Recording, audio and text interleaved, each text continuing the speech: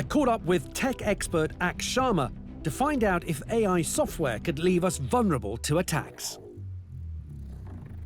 Artificial technology, or AI, is taking over every aspect of our lives.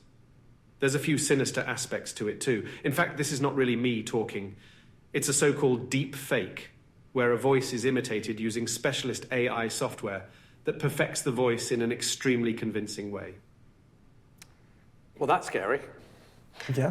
Even I have to say, yeah, that sounds like me. I mean, I know my voice, and that's what I sound like. So how did you do this? So I took one of your videos on YouTube that I found. It was a very clear audio quality. I just took like about 4-minute sample, fed it to this AI cloning website. Yeah. And then you can type whatever you'd like it to say, adjust a few settings, and you have your desired voice. So wait, anything you type in here, my voice will say? Correct. Okay, that's scary. You take someone you want to impersonate, you need about, what, 4 minutes? Really a minute, 4 minutes if you want better results. You don't even need to be a public speaker. It could be pulled on anyone, just a few minutes of their samples stitched together. The chances are you've possibly already experienced something like this, albeit sounding somewhat clunky in comparison. This is Officer Sarah Wilson from HM Revenue and Customs. Do not disregard this message. Scam phone calls using text-to-voice software are rife, with scammers pretending to be from HMRC or big companies like Amazon. In fact, 1 in 4 of us have received a call just like this. But as we know, they could become far more convincing as the software evolves. Is there any way that someone could tell that this is an artificially generated voice? Maybe not a human, but machines are capable. In fact, there are programs online that will tell you if this is AI generated. So you need to use an AI machine to tell you if it's an AI generated voice. Remember, this is freely available software, and if people decide to get creative, you could be in a whole load of trouble. What else can you make me say? Well, Nothing rude. should take about a few seconds, and Hey, it's me. Forgot my wallet at home. Stupid. Can you transfer me 100 quid? Oh, that is... Why are you saving it? Are you going to use it or something? Hang on, let's listen to that again. Hey, it's me. Forgot my wallet at home. Stupid. Can you transfer me 100 quid? I mean, that's really uncomfortable. yeah, Because scams. I know that if that was sent to a family member, they'd go for it. Yeah. It's easy to feel downbeat by the outcome of this sort of scam. But remember, throughout this series, when a scammer attacks, we are more than happy to take it upon ourselves to expose their tactics and, well, waste their time in the process.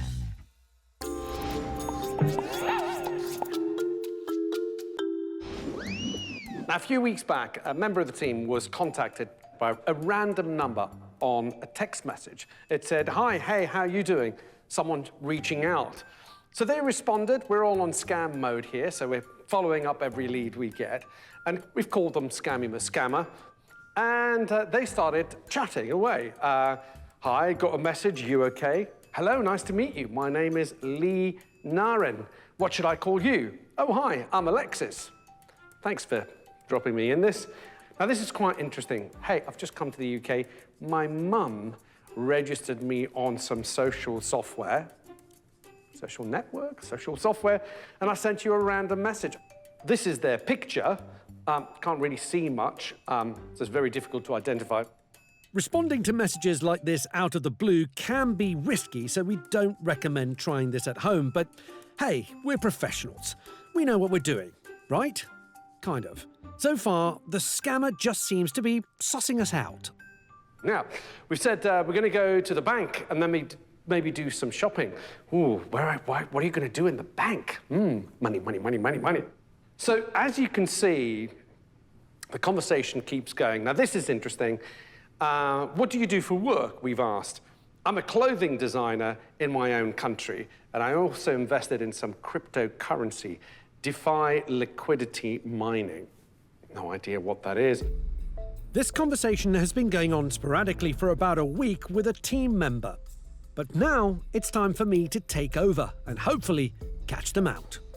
Now, so far, we don't quite know where this will go, but it does bear all the hallmarks of a classic romance scam approach.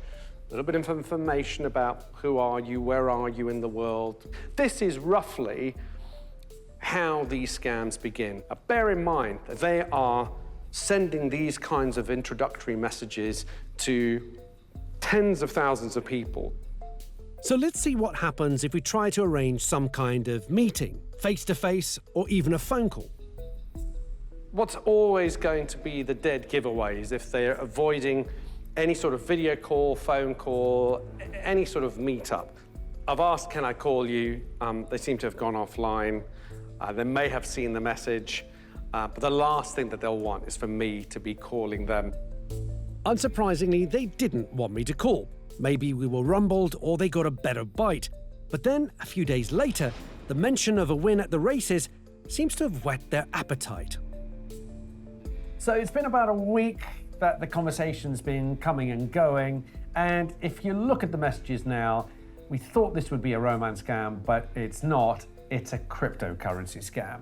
So we started the conversation by saying we made some money in the horses, and all we've been getting now from her are messages about how she's invested in crypto, how she can guarantee £700 worth of profit in just 12 hours, which is not bad, but yeah, this is a cryptocurrency scam. We obviously play dumb, but our lady invites us to download a cold wallet, which, for those not in the know, is a place to store cryptocurrency. Unsurprisingly, we don't bother. I think it's safe to say that in this case, this scammer only really wanted me for my money. Oh well. You've probably been sent a text message like this yourself. So how can we deal with them to try and get rid of them for good?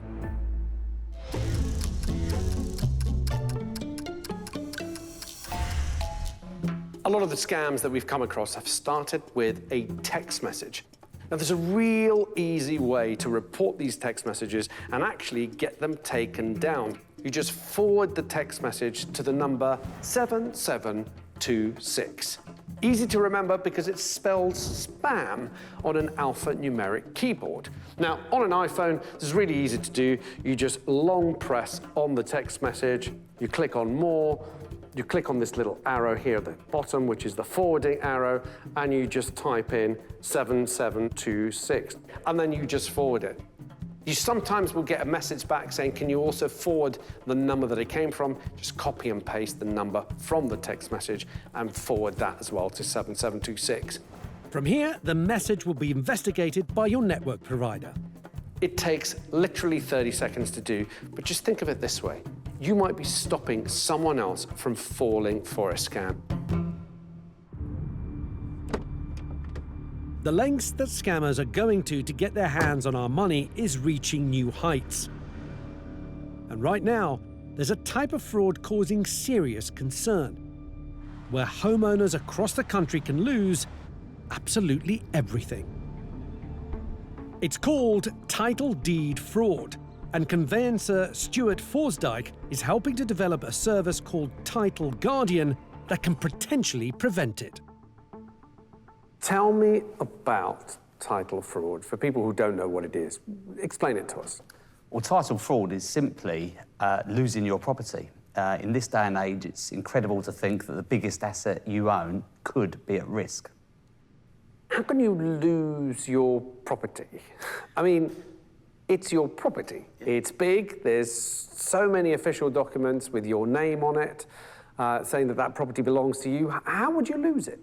Well, of course, fraudsters target your property because of the value. They only need one hit to be successful once to obviously accrue, an asset that's large in value. What do they do?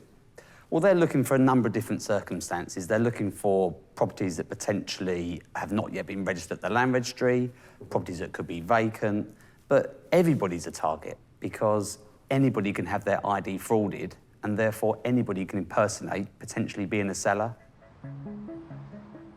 There have been some very high-profile incidents of title deed fraud. People who rent out properties losing both their homes and belongings to crooks and returning to find a new person living inside complete with new locks.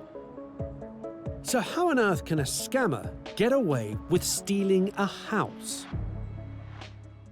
Let's just say you're a landlord and Okay. you're renting a property to a tenant. Fine. There would be nothing to stop that tenant going to a lawyer, changing the name officially by default. They would then have new passports, new driving licenses. They would have bank statements and utility bills sent to that property address in the name, which is obviously the same name as the landlord. Right. And therefore they could walk into a law firm, they would be able to pass ID checks, they could go to a selling agent, put a property on the market, and effectively sell it. So hang on a minute. What you're saying is a tenant can change their name to the landlord's name and have all they need to put that property on the market, Yes. sell it, take the profits, and just disappear. Basically, yes. It's as simple as that, and it's possible because there are no ways to restrict this happening. This is more common than you might think. In fact, property fraud rose a staggering 84% in 2022. But what's really scary is how easily it can happen.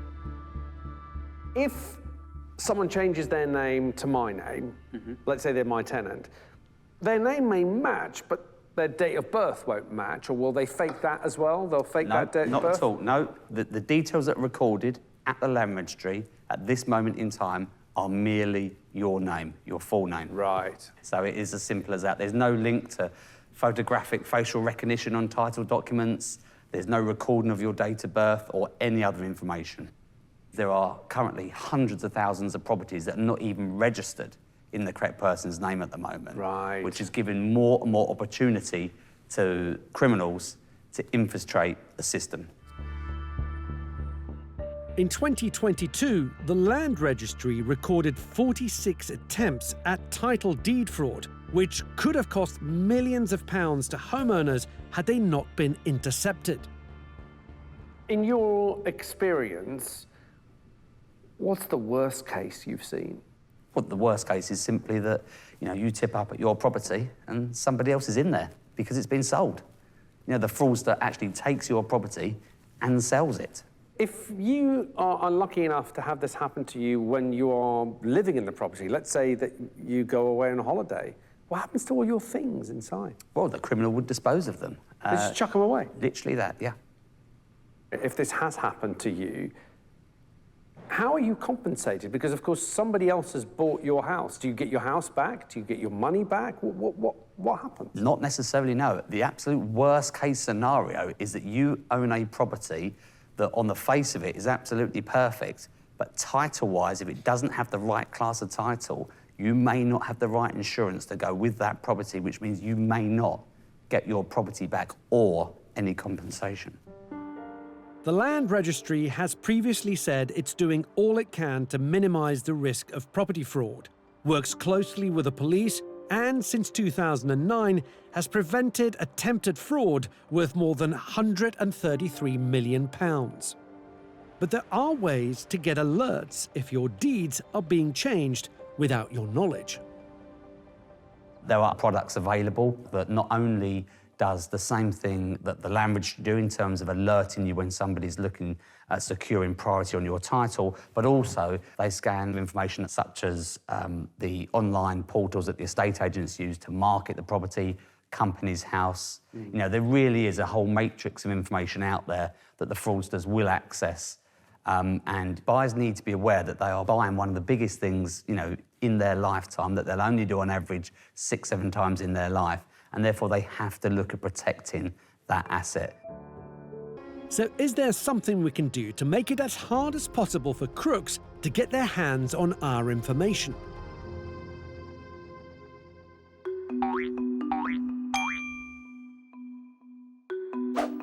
Social media has been a very useful tool for scammers, but there are things that we can do to make it a little bit safer for us. 3 simple steps. Number 1, settings. Go through your settings and choose who you want to share your information with. Plenty of social media websites offer you the ability to have private accounts. That means that you're only sharing things with people that you know and trust. Number 2, protect, you really need to think about a very strong password on your social media account. And even better, switch on two-factor authentication. That means that anyone else trying to log into your account, you will get an alert. And finally, reduce. Do you really have to share that much information about yourself? Do you really need to tell everyone about the new expensive product you've just bought, or that you're just leaving your home for a month to go on holiday to a wonderful place? Crooks really pay attention to all that information, and they will target people by using information on their social media. So think before you share.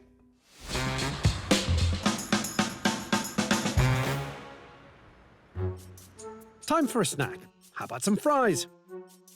Conveniently whipped up in one of these new must-have gadgets. Air fryers have become very popular, with a promise of saving up to 75% on energy bills in some models. But I smell something fishy to match my chips. And in the time it takes to cook a batch, I'm going to show you a sly little scam that may be heading to an inbox near you. Grace Farrell from Which Magazine is on the case. Right, we've got our fries going. This is the one that we've got, which is reportedly coming from Sainsbury's. It's not Sainsbury's, of course. You can answer and win a brand new Ninja air fryer. We simply have to go through questions. It will take you only a minute to receive this fantastic prize. And what have we got here? A nifty little countdown on the webpage. And we wouldn't want to miss out on this one-time offer now, would we? This is classic scam behaviour. So this sense of urgency, anything that's getting you to speed up is a massive red flag, because it's making you panic, it's making you not think clearly, and it just makes you more vulnerable. If you leave this page without claiming the reward, we have no choice but to give another visitor a chance to participate in the rewards. Yeah, it's just the sense that I don't want to miss out. I've been specially chosen for this. I need to take them up. You know, we've only got 1.5 minutes left. Let's just do it. As with all convincing scams, they ask quite a lot of questions, as if it were a genuine survey, all to do with Sainsbury's, even though they have nothing to do with this scam. But then it is time for us to claim our prize. And remember, the clock is ticking. Oh, wait, it's just reset again. Oh, that's not suspicious at all now, is it? Congratulations! We've reserved one Ninja air fryer exclusively for you. Right, let's fill in some details. And this is where it really starts to get dangerous, because you're giving a lot of personal information to a scammer who may be able to use it against you. If they've got your name, your number, your address, your email address, they can look you up online. Now we've gone to the page. Oh, our price, £3. £3. It said no charge before. Yeah, I mean, the price keeps changing, doesn't it? Because sometimes they mention delivery fees, sometimes it's free, and now it's £3. So far, all they have is our details, which could be pretty useful to a scammer. But this is where it becomes very, well, dodgy. Because as well as delivery, a little charge is hidden among the small print of this amazing free prize. So this is where the scam begins, isn't it? Because now I'm going to have to put in credit card details. Yeah, which you really don't want to be doing. Now, what's interesting, I think, is here, because this is my sort of contract. Today's charge is £3. But this is a fascinating paragraph. All new customers participate in the prize draw for the shown campaign product. So I've gone from actually being told we've reserved this for you and it's going to get to you within 5 to 7 days, to you're entering a prize draw. If you're the lucky winner, you'll be contacted directly by email. This special offer comes with a 3 days trial to an affiliated subscription service, after which the subscription fee is going to be £24.99 every 14 days. Yeah. It's made you believe that you are winning an air fryer, definitely. You've Yeah. been selected to win an air fryer. All you have to do is fill in the information and it will be sent to you. And now it's just slowly becoming more apparent that it's not to win an air fryer. It's some kind of competition, subscription. It clearly is someone pretending to be Sainsbury's. Yeah. So no matter what you sign up for, whether you read the small print or not, you believe that you are signing up for something with Sainsbury's, and it isn't Sainsbury's. It's a scammer pretending Yeah. to be them. So the moral here is, read the small print before you click. And frankly, if the prize is too good to be true, it probably is. But the good news is, our chips are done. Oh, very nice. Let's have a look. Not bad at all. Yep, they taste like chips. If only stopping scams was this easy.